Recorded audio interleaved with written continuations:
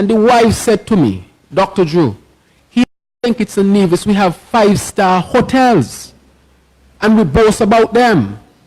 We talk about diamond and platinum in the tourism industry. But look at the state of our healthcare and our hospital. And that is what I'm saying, if the country is moving in general, in all different sectors, and on the labor, we know we went to #1 in terms of economic growth. Why is it the healthcare sector continues to drag far behind, especially in recent years? And just to draw your attention to something that was mentioned recently on the radio, I visited another patient and he had a prescription of about 8 medication and was only able to get 2 from the health center. So it means that our elderly patients out there who can't afford to go to health centers are suffering because of the delivery of health. The next gen SKN, that will also be addressed. And as we go forward, we lay out the comprehensive healthcare plan, because it's not only about buildings and equipment, but those are important, but also the plan to ensure that we have specialists in medicine in varying fields. We need hematologists, we need nephrologists, doctors who deal with kidneys, doctors who deal with blood, doctors who deal with the heart, doctors who deal with diabetes specifically because it kills so many of our people, doctors who deal with skin. We have a shortage of specialists here in St. Kitts and Nevis, and we can take it to the next level. Remember that it was the Labour government that ensured that our people went to Cuba to study to become doctors, I am one included. And today, the doctors who return from Cuba and other places of the world are being told that there are no jobs in St. Kitts and Nevis. Yet, when you go to the hospital, you have to wait sometime up to 5, 6, 7 hours before you see a doctor.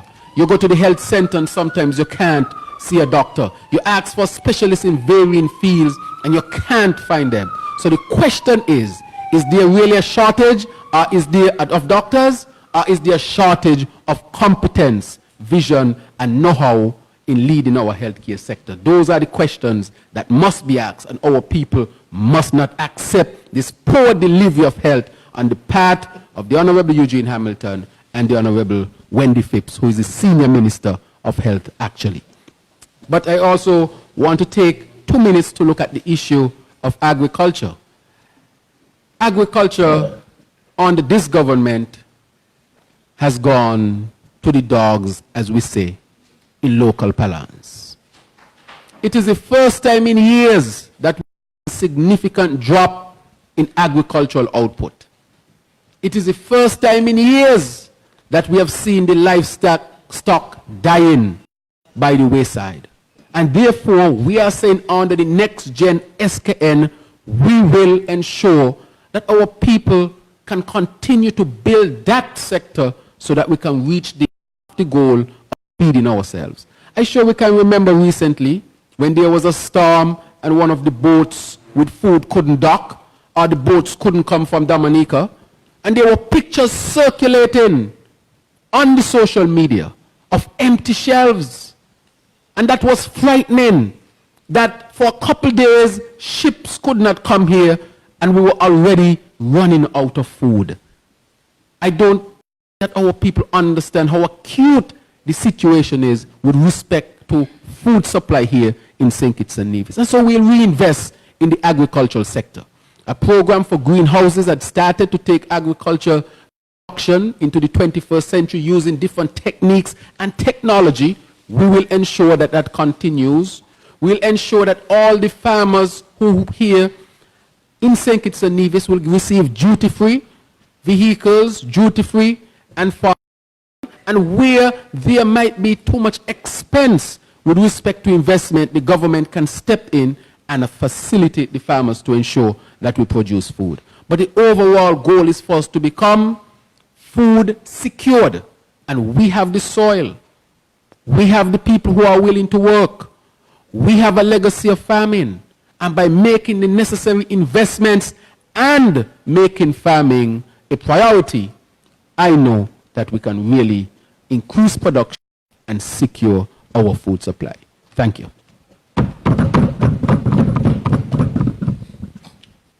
Thank you, Dr. Terence Drew. Quite an eye-opening presentation of real plans and actions. This is a man who genuinely cares, who has a genuine love and dedication towards the people of St. Kitts and Nevis. Not yet, but already making inroads. Thank you, Dr. Drew. We will now have as we've heard from the head table, we'll now open the floor to officially have members of the media ask questions. We'll present yourself, give your name, state your names, and the media houses that you are representing.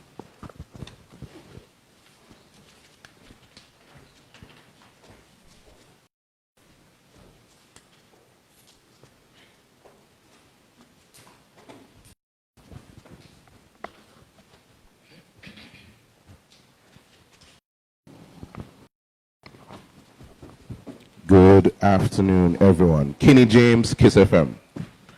Good day to the table. I would like to apologize for this being my first time at a press conference. Normally I'm at the controls, but because of my capable technician behind here, I am somewhat able to be in two places at once. Wow. Very good. So, I have several questions. First off, persons are still afraid to speak out against team unity, especially servants.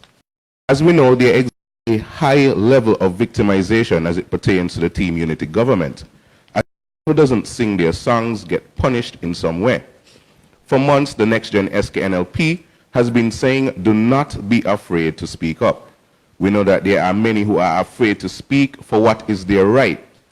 What can you say differently to them today that would get them to stand up, as opposed to what you have been doing for months?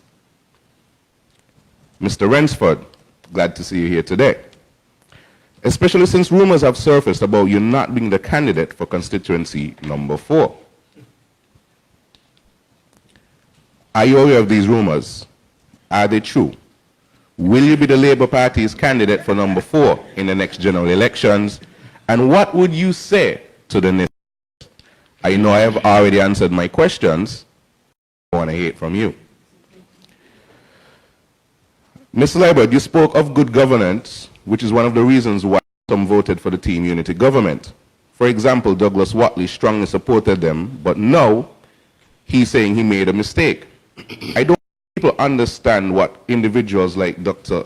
Douglas is on my mind, Douglas Watley stands for.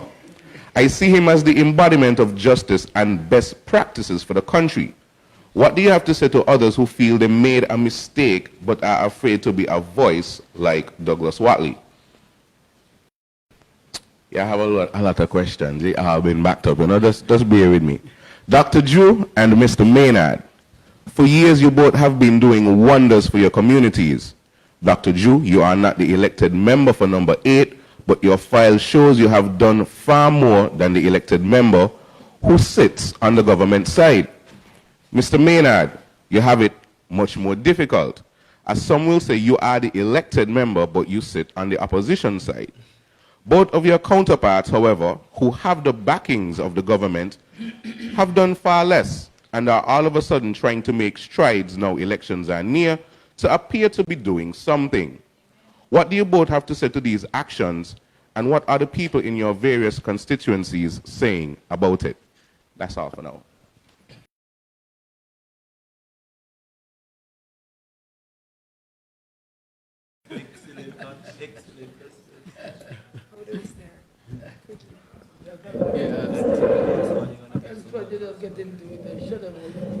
Okay, sorry, His Excellency Steve Rensford, you're ready to answer from the floor. Thanks for the question. I've heard some of it.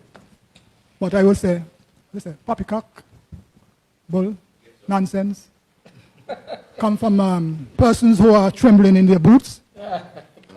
When I was selected and given the green light to be the candidate, the first thing they said, he doesn't speak to people. I went to all the houses in the constituency. So they burned the office because traction was being made. The office was burned, tried to slow me down. Can't slow me down. Next thing they did, you know what they call skipjacks or cobbler in the fish industry. Everything you try them, they run and grab it. So they found somebody who they could use to peddle the nonsense that they peddle.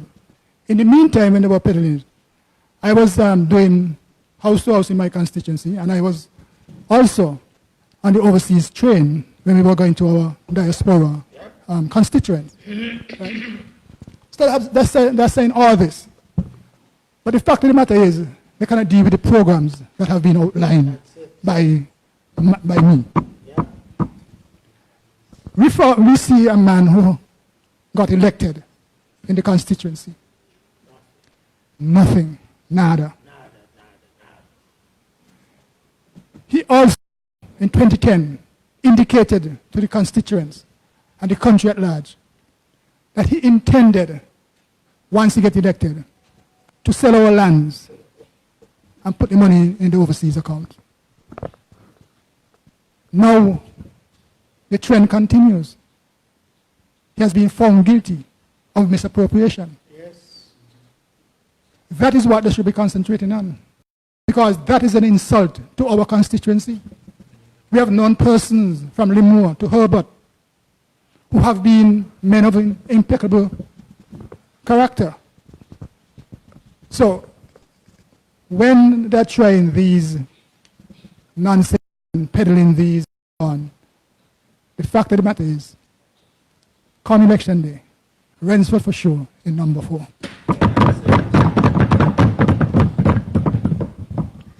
I will now call on Dr. Drew to address this question. Right, I want to thank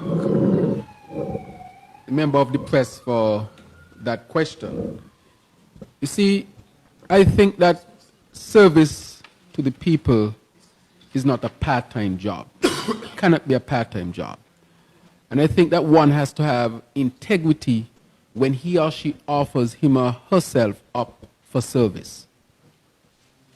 It is a full-time job, and one has to be fully committed and dedicated. And so I am driven really by that philosophy, that in service to people, it has to be consistent, has to be constant, and it has to be of good quality, and it has to be selfless leadership, selfless service. And that is what drives me really in continuing to serve the people of constituency number 8 and the people of our country. It drives me to seek for ways even out of government to find resources to help and assist the people. Because I think last election, part of the issue is I did not become familiar with some of our constituents, and some of the constituents may not have been familiar with me. And so now they have come to know me better and to see me at work. I know that come this election, the results will be different, because the people are asking for good service, good leadership, quality service, and that is what I will deliver, because I do care for the people of constituency number 8, General Hall. Thank you. Thank you, Dr. Drew. Honorable Congress Maynard. Thank you. The questioner, I think, is right. Over the past couple of years, since I have become the representative and before, I have maintained my activities in the constituency. I named out a few earlier. It goes back since in my time of singing, where every year I would give something back to the constituency or the community which I came from. When I came from university, I went straight into community service, helping the youngsters in the village community. And as I think Dr. Joe was intimating, it is something that is ingrained and something really you don't necessarily choose to do, you just do it because that is what is part of you. I want people to pay attention to, they have a good reference point for me, because before I got into politics, you know what my views were. I gave you those views to my calypsos. And if you look at my calypsos, look at what I was talking about. Look about what I was singing about, the development of our young people, the development of our country, The betterment has always been to serve the people, to make them better in our country. And so it's no surprise that after election I kept my office completely open. As a member of parliament, I receive a parliamentary salary. I give back all of my salary over the past 5 years to my community because I am able to work for myself at present. And so the people have put me there, and I don't have any other means to generate revenue. I'm not the government. I can't build a house. I can't build a road. But the least I can do is give back where I can. But we see now that the person who is most likely going to be the candidate in our area has showed up 2 months before a general elections to claim that things are now being done in the constituency. I went to one area last night where I was walking, and they started a quick project there. And just as quick as they started, just as quick as they left, and the constituents are saying they think they're going to take us for fools. The people are wiser than that. They're going to speak loudly that we want someone who is not just showing up, but someone who has had our interests all the time.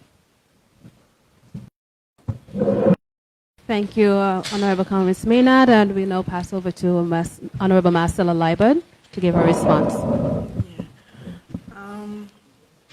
People who are afraid to speak up. As you said, victimization is real.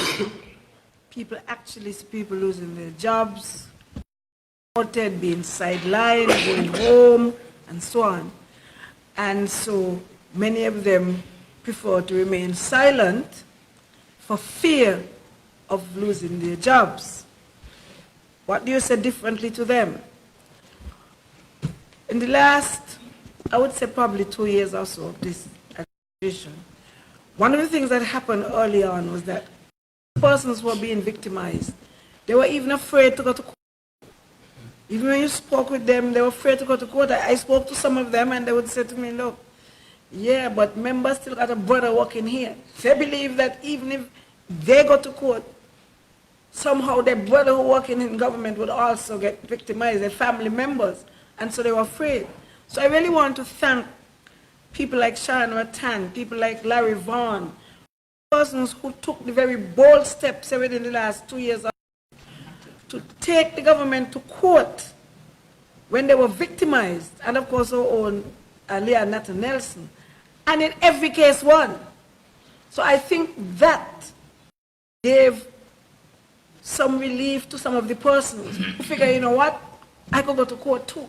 So that's a message you would want to send to them, because a few other persons have done so since. They have contacted their lawyers. Some of them didn't even get to court, I could tell you, because they contacted their lawyers. Some of them took their lawyers to the Public Service Commission and won there. So you would not have heard too much about those because there were not matters that went before the court. So that gave some encouragement to public service, and that's what I would say differently. Stand up for your rights and ensure that you take the matter to court if needs be to ensure that your rights are protected. For people like the Douglas Watley who have said, look, we were fooled, we were deceived, and I'm not afraid to come out and say that. Not everybody will go and hold a talk show or come out boldly and do like that. But there's so many other things you can do. You can speak to people around you. All of us have places where we go, people who we speak to. Speak to people around you. Do your own sort of convincing of persons. Tell them your personal story so that they could see that this is not a regime that you would want to continue in office, as I don't know what would happen to us. Yesterday I went to the bank and there was a gentleman behind me, and all he was saying to me is, Marcella, when is the election? Because people just tired, people just waiting, people just fed up. And so we can play our part. If we can hold a talk show, of course we can ensure that our household understands, and our friends, and wherever we hang out or go to church or wherever we, in our workplaces, try and understand that this is not something that we would want to continue where people are so mortally afraid to speak out or to say anything at all that may be critical of the government. I met a young lady last week who showed me a letter she got because she put something on the internet that was critical of the government or some government policy. And imagine that, she put something on the internet and there are people who are following. That's their job. The government has given them a job to follow everybody to see what you post. And then you're given a letter to go home because you post something that they don't like.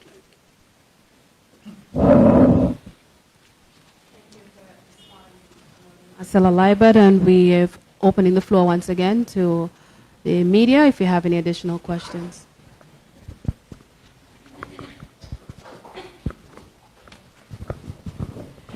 Good afternoon, everyone. Precious Mills from the Labour Spokesman newspaper.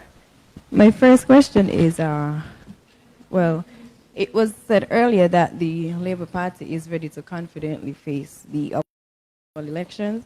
So I would like to get an update in terms of the concerns that the party has at the electoral office level. Dr. Douglas, can you elaborate on the vision of what is the intergenerational impact that you speak of? Mr. Rensford, can we get an update on the repairs at your constituency office? And similarly, Dr. Hanley, I know that you've had some billboards that were destroyed in your constituency. Did you file a police report? Can you party? One of the manners that the government has been pushing is about tackling the IMF debt, blaming the Labour Party. What, IMF debt. IMF. Yeah, blaming the Labour Party. And what is the party's response to this? And also, how do you counteract the government and others who are claiming that the country is running good? Last question, Dr. Hanley. You are part of the management of PEP, and I know recently there's been some things that have been said online. What is your response in terms of what do you think about the PEP now, and if you have any sentiments to share in terms of defending some of the things that are being said about you? Thank you.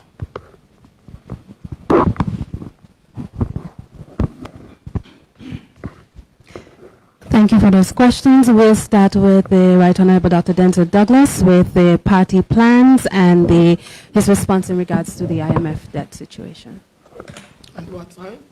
IMF.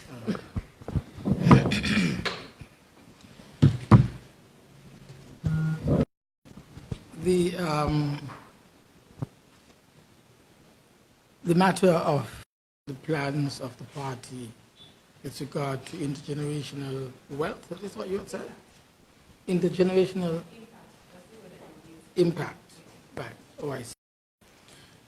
We believe that the St. Kitts Nevis Labour Party is not only attempting to improve the economic well-being of our country for the benefit of this generation, but for future generations as well. In the sense that, firstly, there is an investment that is being pursued in education. We believe that as we improve the young student population to obtain qualifications level beyond the secondary school level, that they would be able to better represent themselves, better represent our country, their productivity would be higher, and thus they would be better able to improve their socio-economic livelihoods.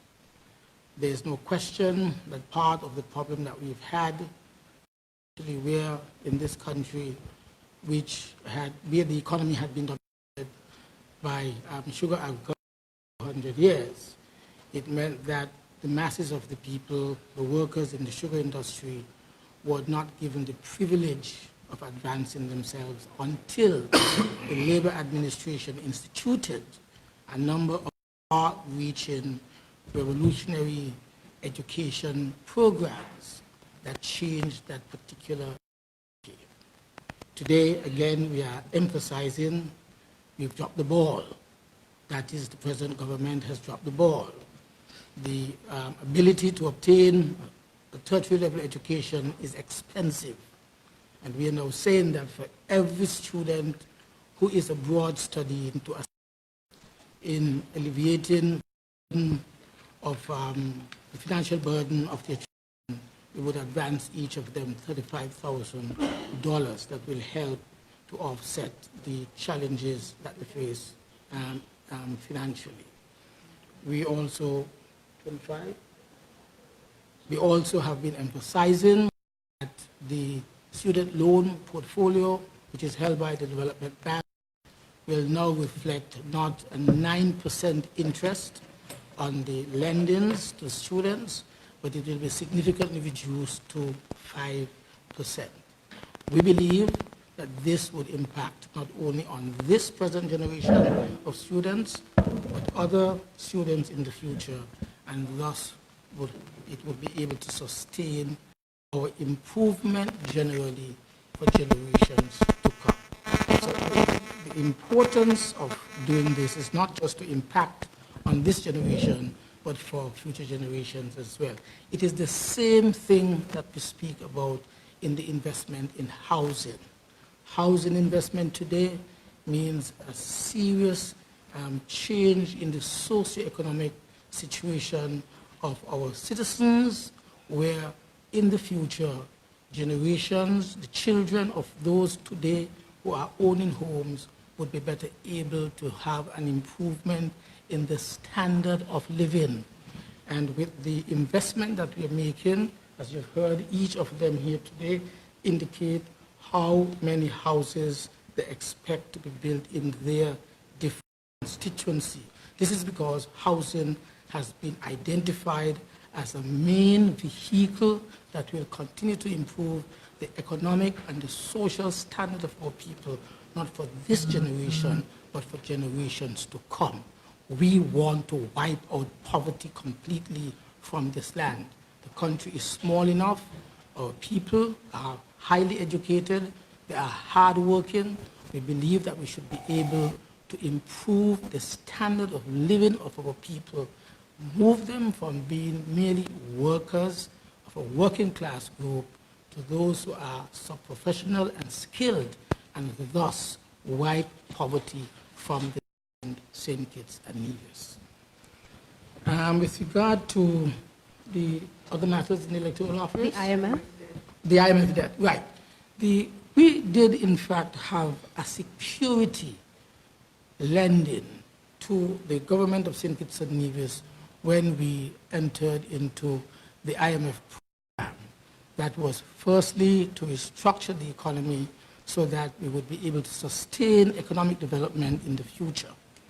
We therefore, because we were introducing a massive debt restructuring exercise that was approved by the international financial institutions, especially the IMF, we were concerned that there might have been some negative impact on the banking sector in particular. And so in order to safeguard people's interest in the banks, to prevent any collapse of the banking sector, especially our national bank, the IMF had advanced us a security loan, which after a few months, when we recognized that the transition that was taking place in terms of debt restructuring was so smoothly being pursued, that we paid back the IMF a significant portion of that money which was advanced to us. This nonsense, this deception and hypocritical talk of the present Prime Minister that he paid back the IMF debt for us is absolute nonsense. The records are there that the St. Kitts Nevis Labour Administration advanced significant. In fact, we were the first government, I think, in the world that had paid back money to the IMF, basically saying we don't need it because we are satisfied, we are confident that the transition that we had planned for in a 3-year period, 3-year program, that transition was taking place smoothly. We don't need your money, take back your money. The debt, I want to emphasize, that was incurred for several reasons over the years was about 160% of GDP when we introduced the program, the IMF program. When we left office in 2015, February, the debt was already significantly reduced to 73%. All that this government has done is simply continue on the program of debt restructuring that we had put in place so that by the end of 2015, and maybe where it stands today, is just about 60%, which is exactly where we had structured it to be, whether or not we were in government.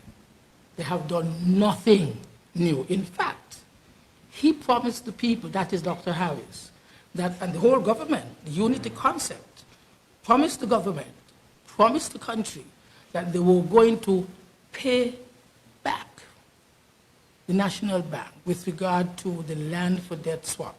Take the land away from where it was placed into a special private sector arrangement so that it would be better able to attract investment and revenue for the benefit of the people of St. Nevis. He said he was going to pay that, he was going to disrupt that, and he was going to, in fact, reverse. Marcelo was speaking about it just on Wednesday.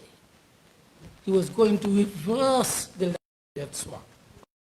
Ask him it, because the same debt that he is saying, boasting that he repaid, that debt was significantly reduced because of the creativity of the Labour administration in putting in place what we commonly call the land for debt swap. You can't have cake and eat it. You can't claim that you have been so successful in sustaining the debt levels where Labour had left it, but at the same time to disrupt the exact mechanism that was responsible for bringing the debt where it is. That is why we continue to say Dr. Harris is a deceptive personality he just cannot help. Okay, thank you, Dr. Douglas. Marcella Liebert, response on the electoral office.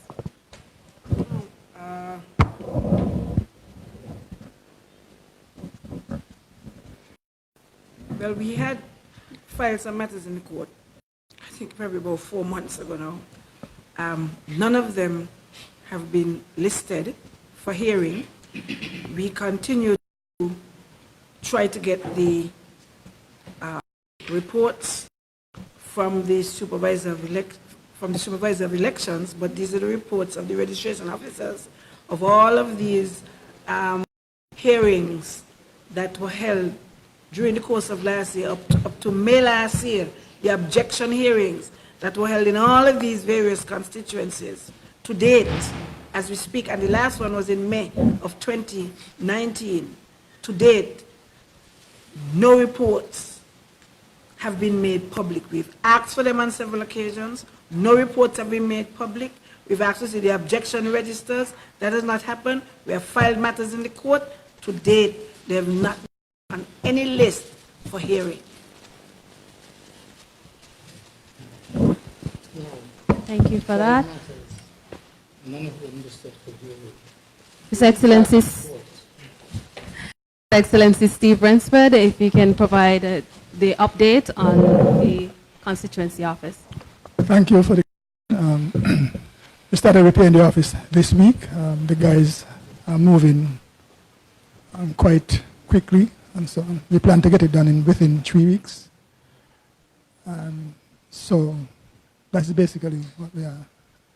It has started, and local contractors, local constituency for workers, contractor. So we are rebuilding stronger. So when the office is finished, we'll be more stronger, far better, and ready for the election. Thank you. If I may comment, give Rensford the opportunity, there has been an open call for donations from the public to help. You can say how that is going, the account, bank account, etc. number here, okay. But it's on the website. The bank account, national bank account, the information for that is on the constituency number 4, Rensford for sure, and number 4 Facebook page, so you can access that there. Sorry. Jeffrey Handley, can you provide the update on the vandalism that has been happening within your constituency and your response to the PEP? Thank you very much, and thank you very much, Precious, for the questions. In reference to the vandalism at the office, of course, I would have read the formal reports, and it was about reports that were made. I also provided the authorities with the long footage version of the video in regards to what would have happened. To date, I have not had any feedback or follow-up from the police authorities, but those of you who knew me and would have heard me from the day one when the incident happened is that I started to pray for the individuals, and just as I indicated to God I wanted it to play out, He in fact allowed it to happen that way, that the persons who were responsible, they have all approached me, and we basically had a discussion. Just as I asked the Heavenly Father to work it out, allow them to hang their head in shame every time they see me, and at the right time, let us have the conversation. So the young men, they basically apologized. So I am grateful for that. So I don't know if the police would contact me after hearing this now, that they can have a follow-up. Speak of the power of prayer. Exactly, and from day one, you know, you talk about me having walking under an anointing. But one of the things, Precious, and the others you would not get from me in this campaign is going. Each time they try to go, I would always soar as an eagle. With regards to the allegations, I would assume what's going around in the social media about the management of the PEP program, I am happy to report that the PEP program had a management committee. This committee had all competent professionals. Some still continue to serve this present government and maybe even the STEP program. There were no forms of corruption taking place in the PEP program while I manage the PEP program. I don't know if they can speak that confidently about the STEP program. You would be quite aware that with an organization what we had, there must be someone responsible for the financial aspect of it, and that would have been in place, and that person and the team, they would have been responsible for all of our financial transactions that would have taken place. How could one take government money and just put it in somebody's account or whatever? All of this is, in my view, utter nonsense. I would have heard that they're having an investigation. I mean, imagine an investigation taking almost 5 years, and I would have been retired almost 2 years.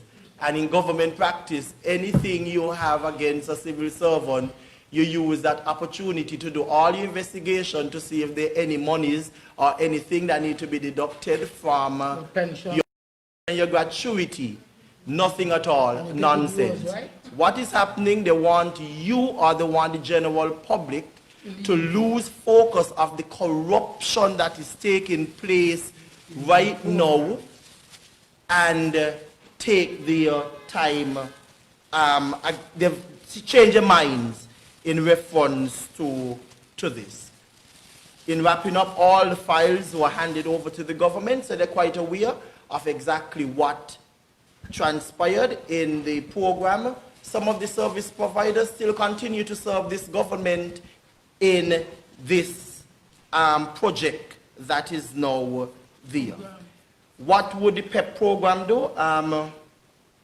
When we were in charge, we provided the necessary training that is needed, and this is something that we are going to continue to do. So under Next Gen, you can look for us, ensuring that meaningful training will be brought back to our people, setting in their own real businesses, and we will provide the certification that this government spoke about that have not done so in 5 years, and a number of PEP workers are overlooked in terms of appointment, and we will ensure that these persons are taken care of in terms of their appointment, and even perhaps paying them some monies for that time. Thank you very much. Thank you, Mr. Jeffrey Hanley, for your response. We have 2 additional media houses that would like to have questions. For the sake of time, we'll permit 1 question per media house.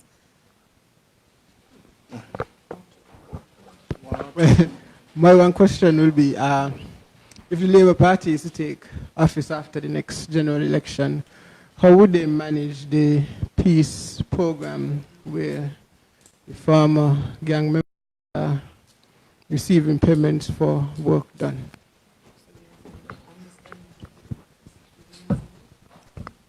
Next question.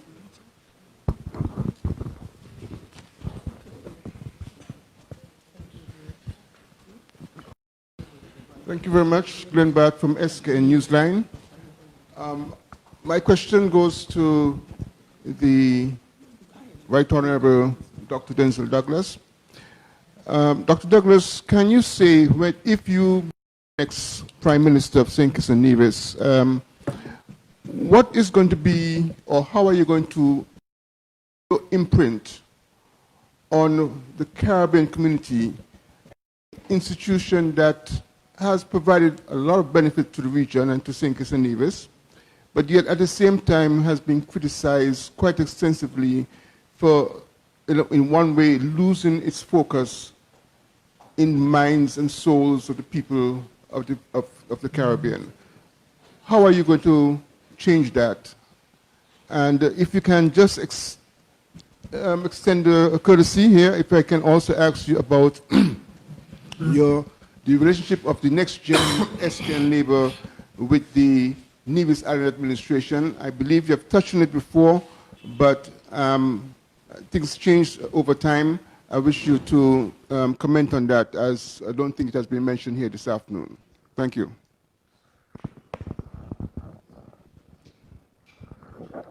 Dr. Douglas, my question is to you as well.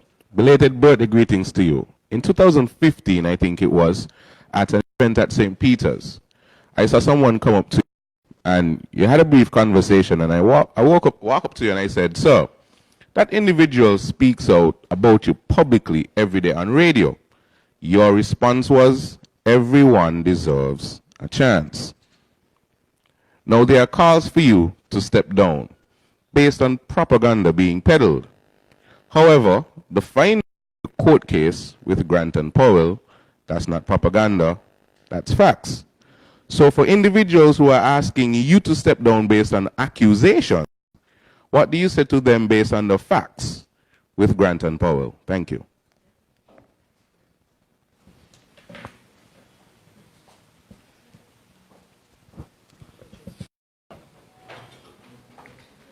Okay, thank you.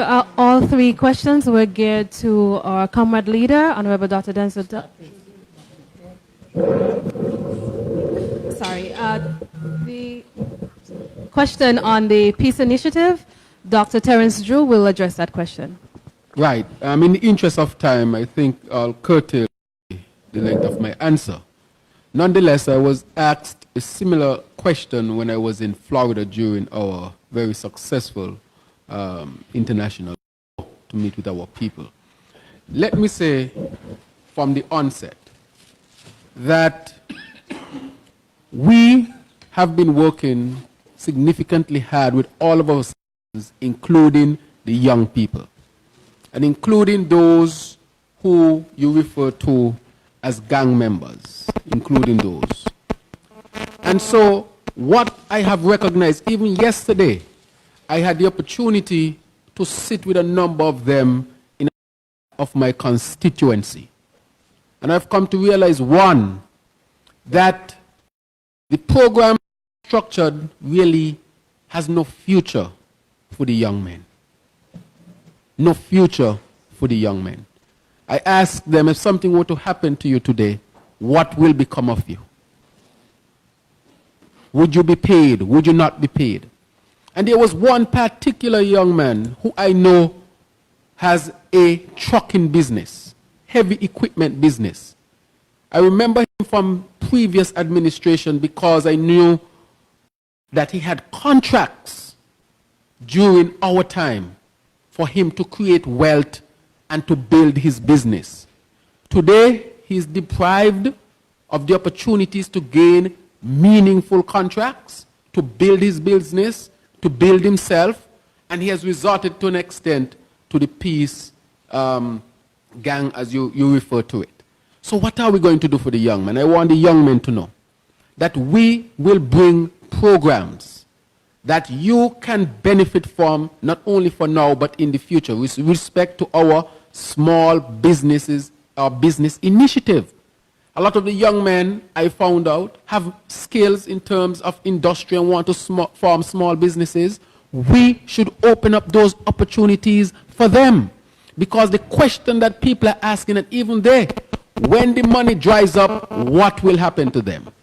Today, they are just on the initiative, can't pursue a future per se. So I want the country to know, set them up, help them to set up small businesses, have legitimate programs by which they can develop themselves, and not just have pain as it is done now, where you can just cut the money. And I will say the last thing.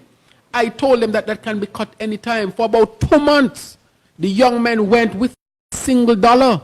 They started to hurt again. Life became difficult again. And so they are very aware that this program has no real foundation. It is an election gimmick. And many of them, well, you bring it, I will take it, but I'm looking for a future. And St. Kitts Nevis Labour Party under the next gen SKN will establish those programs, opportunities for small businesses and so forth, so that they can become a part of the society in general. Right, I think you has just very comprehensively the matter of the Pay for Peace initiative, as it is called. I just want to enforce that this is not about paying guys money. It has to be more fundamental than that for the St. Kitts Nevis Labour Party. This is not just simply the members of gangs coming together, initiating their own peace. It is going beyond that. It is an indication, in my opinion, and for us, that the young men have got tired of shedding each other's blood and have decided that they would want to have a change in the quality of their lives. And this, I think, is commendable. What we need to do is to emphasize that those who have been successful in pursuing their normal development as young people and have been assisted by the government through specific programs, so too we should, I believe, ensure that opportunities to create businesses be provided to these young people, whether they have been involved in gang warfare or they have been successful in going to pursue their tertiary level education. There has to be some form of support. What I think the country is alarmed about is just giving people money. That is not what it should be. And we believe, therefore, that people have to be supported, assisted in setting up themselves into businesses. I've spoken with very many of these young men, especially those in my area and those in other areas. I believe that they really would want to make a difference in their lives and the lives of their families. we have spoken about the importance of a small business ministry, where not only would they be assisted in setting up small business, but they would be assisted in ensuring that they are successful businesses. You can't just give people money just like that. It has to be some form of ensuring that there is the enabling environment created so that success can be made of whatever assistance is given in startups.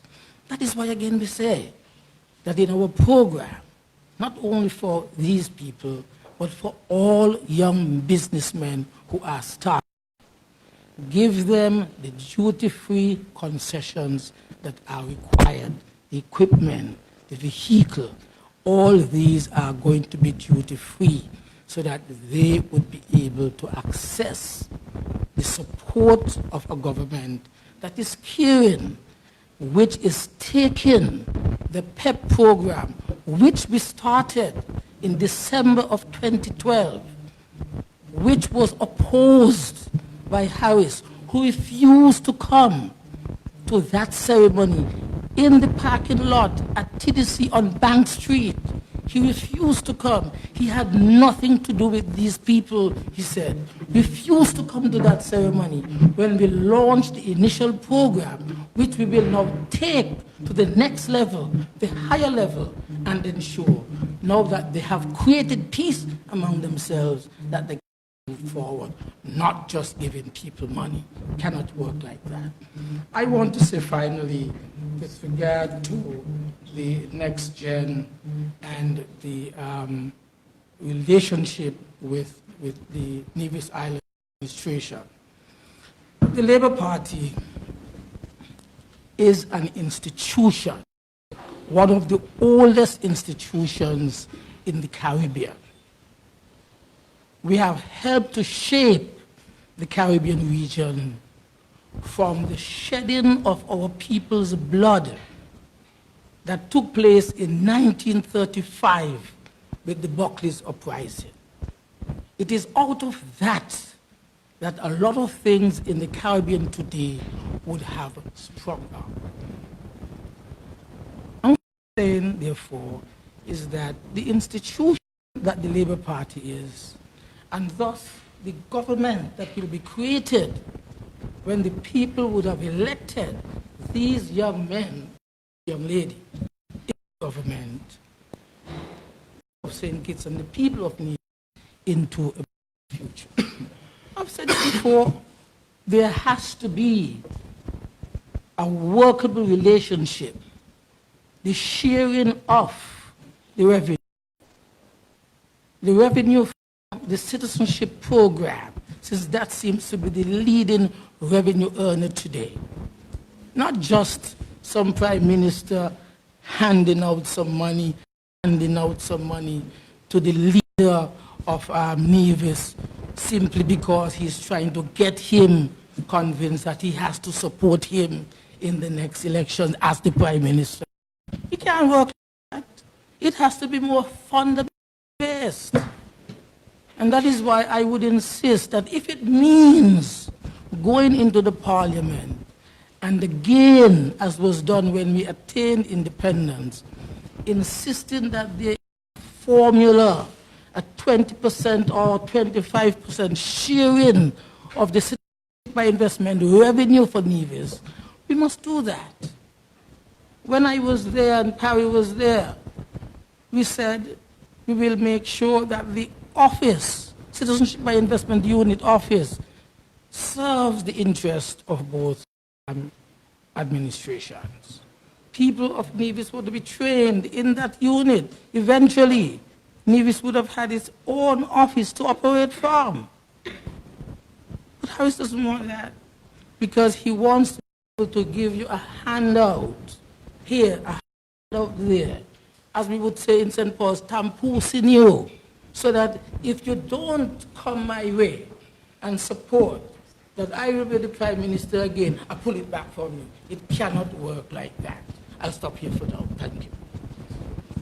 Thank you, Honorable Dr. Denzel Douglas, for that response.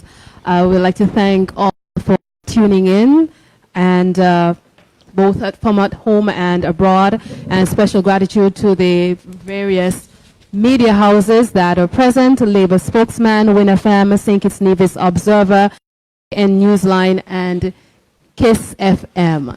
Thank you very much for ably fielding your questions to us. Before we go, though, I would like to inform the public of tomorrow's events and next week. We have two grand events happening tomorrow as a part of a celebration, a 3-in-1 celebration. We have the Honorable Dr. Denzel Douglas celebrating his birthday with the Family Fun Day, and the Milestone Bash, which also celebrating his birthday, and the anniversaries of Honorable Marcella Liebert and Honorable Con Liebert, the anniversaries of Parliament. Sorry, Conwis Maynard. The Honorable Conwis Maynard. So the Family Fun Day, it starts tomorrow from 1 p.m. to 6 p.m., both events at the Sadler's Playing Field, and the Milestone Bash, that will be from 6 p.m. until 12 midnight. New Vibes Band, Grandmasters Band, 313, and Infamous and many more artists will be present. So go on out, enjoy, have fun, and mingle. So thanks again for tuning in. And just before, next week, Thursday, is our big reveal for our manifesto, Thursday, 23rd January. Policy map, sorry. The big reveal, Thursday, 23rd January at the St. Kitts Royal Ballroom, will be at 7:30 p.m. Again, the St. Kitts Nevis Labour Party will unveil its 2020 Next Gen SKN Policy Map. Thank you.